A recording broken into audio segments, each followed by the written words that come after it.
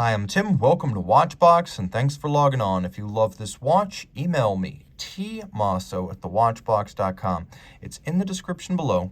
It is your purchase and pricing email question line for buying this or any watch you see on any Watchbox platform. Please reach out to me directly for pricing at tmosso@thewatchbox.com.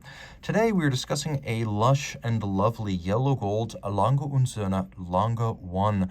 This is the iconic piece, originally launched in 1994 as one of the first 4 models of the reborn Lange brand. It is the most enduring and the most recognizable of that series. Still in production today, it remains a standard in the industry and one of the 3 essential Lange watches alongside the Datograph and the Zeitwerk. So, this watch, in yellow gold, is 38.5 millimeters in diameter, which is the original 1994 case size. It's 10.3 millimeters thick, and from lug tip to lug tip, 47.2 millimeters with a 20 millimeter spacing between the lugs. We'll throw it on my wrist, which is 16 centimeters in circumference, and you can see it really is quite compact from side to side.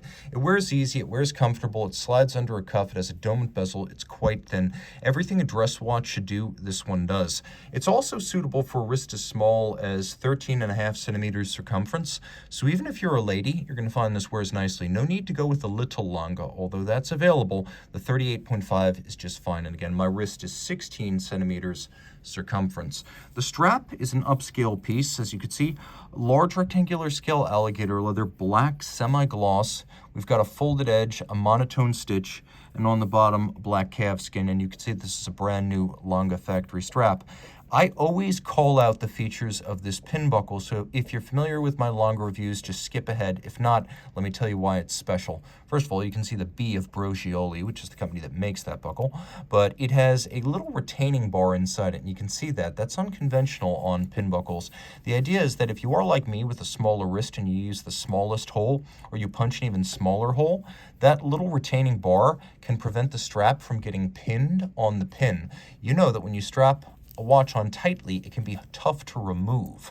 And so that little retaining bar prevents you from getting stuck on the wrist. Now there's another feature which is clever, which is that the bridge is above the little prongs of the buckle. And so the strap sits inside the buckle rather than stacking up underneath. Because the bridge is elevated over the prongs, the strap fits nicely in the buckle, so it's flush on the wrist. The case band will be familiar. The lugs, as they are on almost all Lange watches, are stepped out from the case band, so they have a separate form to them, and we have double finish, polished case back, polished bezel, polished lugs, and then a satin finished mid-case. You can see that the trigger that actuates the panorama datum, or the outsize date, by the way, it's a pleasure to operate, that is satinated on its outer face, then polished on its flanks. We have a simple Lange branded crown, and it is a manual 1 watch. The bezel has a vertical segment, and then it has a very shallow domed segment, giving way to a dial that is made of sterling silver, but galvanized this silver white color. So the dial is actually a solid medallion of precious metal in its own right. It's AG 925 sterling silver. The hands are fire blue steel, and then we have a little frame in white gold for the date. And I should mention that the tactile pleasure of operating this date change is equivalent to what you would experience on a fine column wheel chronograph like a dotograph, so you get some of that pleasure there. Fun fact, too, this double-digit date was originally a JLC patent that was given to Lange in the early 1990s. Rotating through, you can see that there's almost no dead angle in the setting of this watch. That's something I've noticed on a lot of Lange timepieces. It speaks to the design and assembly tolerances. On most watches, there's a little bit of wiggle to either side.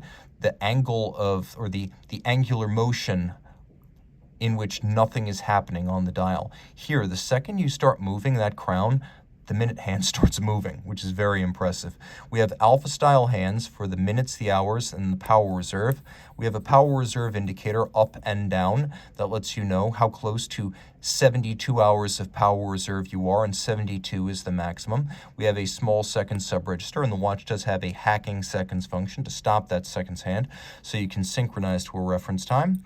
The watch includes caliber L9010. 90 means that's the year they started work on it. 1 means it was the first movement they started that year. And 0 means this is the original version of the caliber. All of this is water resistant down to 30 meters. It's adjusted in 5 positions, which is the high horology and chronometer standard. It pivots on 53 joules for both a longer power reserve and a more even torque release for better timing. We have twin mainspring barrels rather than just one. The balance beats away at 21,600 vibrations per hour. And now the elements that characterize Lange finishing and design. You can see this large 3/4 bridge, an homage to the pocket watch era of East German watchmaking during the 19th and early 20th century. You can see we have glasuta stripes across the bridge. It is German silver, an alloy of nickel, copper, and zinc, with the copper giving it that golden hue. Now you can see that there are some access ports in that bridge to make servicing easier, but take note, both the caps and the surrounds have been mirror beveled, and we have that mirrored anglage as well on the edge of the 3/4 bridge and the balance cock. Now we have black polish in several places. We have 2 case clamp screws that are black polished. We have a cover to the escape wheel cock, which is black polished steel, then a black polished regulator and swan's neck fine adjustment mechanism. So that is stainless steel finished with diamond paste. You can see that the balance cock is freehand engraved with a burin. No two are exactly alike. We have engine turned perlage on the base plate, satination on the wheels. We have both polished and fire blued screws. These are fire blued in a kiln. And we also enjoy the use of golden chaton fixing the barrel arbors and the pivot jewels of the drivetrain. And again, this is a nod to the 19th century and early 20th century when jewels would be placed in precision chaton, and then those would be held in place in the bridges and plates using screws, because at the time it was difficult from a technical standpoint to press the jewels directly into bridges and plates. So this little cup was created, and it in turn would be fixed by screws in the bridge. Today, they're not technically necessary, but they do add a small amount of shock resistance, and they are unarguably beautiful. Reach out to Team Mosso at thewatchbox.com for purchase and pricing details.